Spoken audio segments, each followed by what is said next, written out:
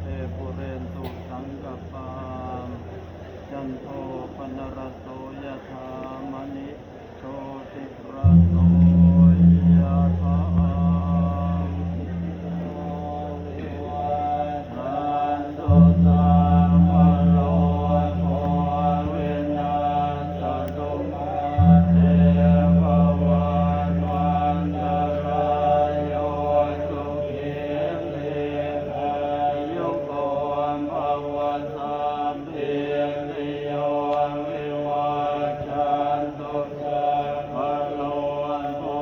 วินาศตุมาเตภวันวันตรายโยสุขีทีขายุโกภวสัพพิติโยวิวัชชันตุสัพพโลโภวินาศตุมาเตภวันวันตรายโยสุขีทีขายุโกภวะอภิวาทนาสิริสเน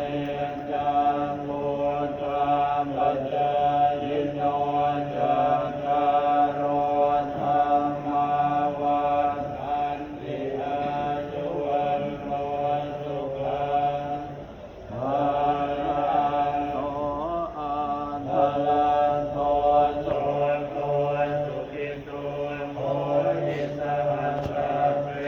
ริยาติวิโสอังคลังโท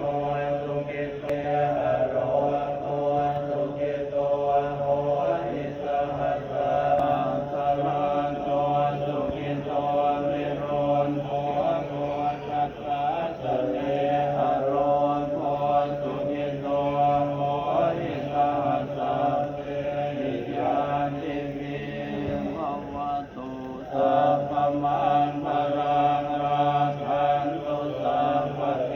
วตาสัพพพุทธานุภาเวนัสสะโสติภวันตุเตภวันตุสัพพมังคลังราคันตุสัพพเทวตาสัพพธัมมา